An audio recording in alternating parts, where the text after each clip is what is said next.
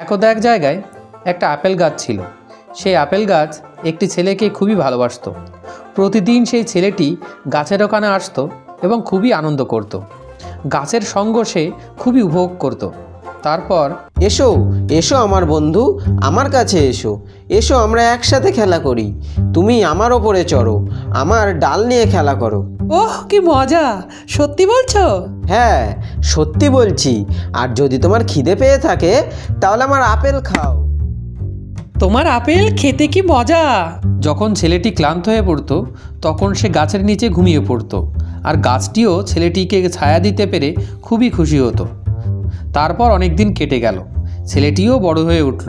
ততদিন গাছটিও নিঃসঙ্গ ছিল।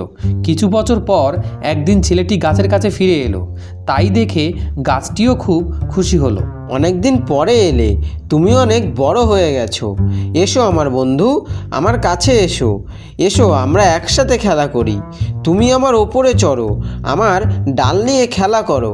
ক্ষমা করো আমার বন্ধু, আমি আর গাছে চড়ার মতো সেই ছোট্টটি নেই। আমি বড় হয়ে গেছি, আমার কিছু খেলার জিনিস কিনতে হবে। তুমি কি আমাকে কিছু টাকা দিতে পারবে? ক্ষমা করো বন্ধু, আমার কাছে কোনো টাকা নেই। আমার কাছে আছে শুধু পাতা আর আপেল। তুমি আমার আপেলগুলো ছিঁড়ে নিয়ে বাজারে বিক্রি করে তার থেকে তুমি টাকা পেতে পারো।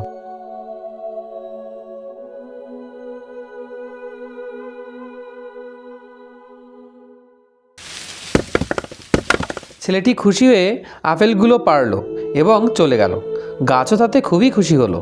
কিন্তু ছেলেটি দীর্ঘদিন গাছের কাছে আর ফিরে এলো না। তখন গাছটি খুবই হতাশ হয়ে পড়ল। কিছু বছর পর একদিন ছেলেটি গাছের কাছে আবার ফিরে এলো এবং গাছটি আনন্দে নেচে উঠল। এসো আমার বন্ধু, আমার কাছে এসো, এসো আমরা একসাথে খেলি। আমার ওপরে চড়ো, আমার ডাল নিয়ে খেলা করো, আমার ফল খাও, আমার ছায়ার সঙ্গে খেলো আর খুশি থাকো। আমি এখন আর গাছে চড়ার মতো অবস্থায় নেই। আমি বিয়ে করেছি, আমার এখন স্ত্রী ও ছেলে মেয়ে আছে।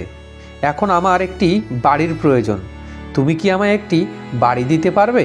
আমার কাছে তো কোনো বাড়ি নেই, কিন্তু তুমি আমার ডালপালাগুলো কেটে নিয়ে গিয়ে বাড়ি করতে পারো।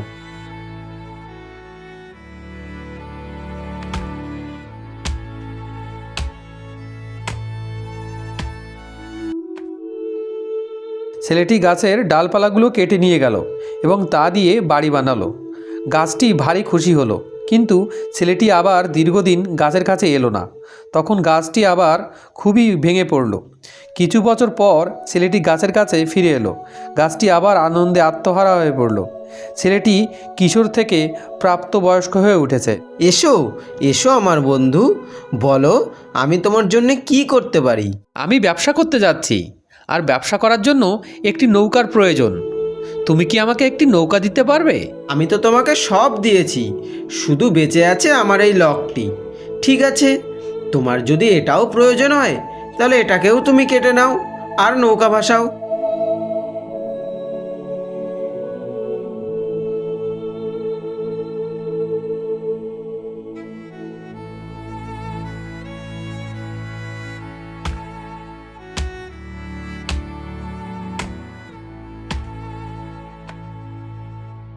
ছেলেটি গাছের লকটি কেটে নিয়ে নৌকো বানিয়ে তার ব্যবসা শুরু করেছিল। কিন্তু কিছু বছর পর ছেলেটি গাছের কাছে আবার ফিরে এলো। তখন সে বৃদ্ধ হয়ে গিয়েছিল, তবুও গাছ তাকে চিনতে পারল। আমি খুব দুঃখিত বাছা আমার, কিন্তু তোমাকে দেওয়ার মতো আমার কাছে আর কিছুই অবশিষ্ট নেই। এমনকি আমার আপেলগুলোও নেই। আমার দাঁতগুলো আপেল খাওয়ার উপযুক্ত নেই। আমার শাখা প্রশাখাগুলোও গেছে, তুমি তাতেও আর ঝুলতে পারবে না। আমি যথেষ্ট বৃদ্ধ হয়েছি, গাছে ঝোলার মতো অবস্থা আমার আর নেই। আমার লকটিও গেছে, তুমি তাতেও আর চড়তে পারবে না। আমি আর গাছে চড়তে পারি না, আমি খুবই ক্লান্ত। আমি খুবই দুঃখিত। আমি যদি তোমাকে কিছু দিতে পারতাম, কিন্তু তোমাকে দেওয়ার মতো আমার কাছে আর কিছুই বেঁচে নেই। আমি এখন একটি শুকনো গাছের গুঁড়ি মাত্র। আমার এখন আর কিছুই প্রয়োজন নেই, আমি খুব ক্লান্ত এখন। আমার শুধু একটু বিশ্রামের নীরব জায়গা প্রয়োজন। আমি বিশ্রাম নিতে চাই। ঠিক আছে, এই শুকনো গাছের গুঁড়িটি তোমার বিশ্রামের জন্যে খুবই উপযুক্ত জায়গা। এসো বন্ধু, বসো আমার শুকনো গুড়ির উপরে, বসো এবং বিশ্রাম নাও। বৃদ্ধটি গাছের কথা শুনে শুকনো গাছের গুড়ির উপরে গিয়ে বসলো এবং গাছও তাতে খুবই খুশি হলো। বন্ধুরা, তাহলে আমরা এই গল্প থেকে শিখলাম যে একটি গাছ জন্ম থেকে মৃত্যু পর্যন্ত কোনো না কোনোভাবে মানুষের সাহায্যার্থে এগিয়ে আসে এবং তার জীবন দিয়েও মানুষের শেষ সাহায্যটুকু করে যায়। কিন্তু এই স্বার্থপর মানবজাতি ভুলেও কখনো স্বার্থপরতার বৃত্ত থেকে বেরিয়ে আসতে পারে না, শুধু সারা জীবন উপকার নিয়েই যায়। তাই বন্ধুরা, চলো আজ থেকে আমরা প্রতিজ্ঞা করি, প্রতিদিন অল্প কিছু সময় হলেও গাছ তথা আমাদের এই পরিবেশকে নিয়ে ভাবি।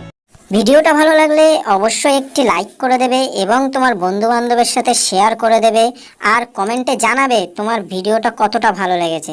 আর চ্যানেলটাকে এক্ষুনি সাবস্ক্রাইব করে পাশে থাকা বেল আইকনটাকে প্রেস করে দাও, যাতে নতুন কোনো ভিডিও আসলে সবার প্রথমে তুমি দেখতে পারো। Thanks for watching, bye bye.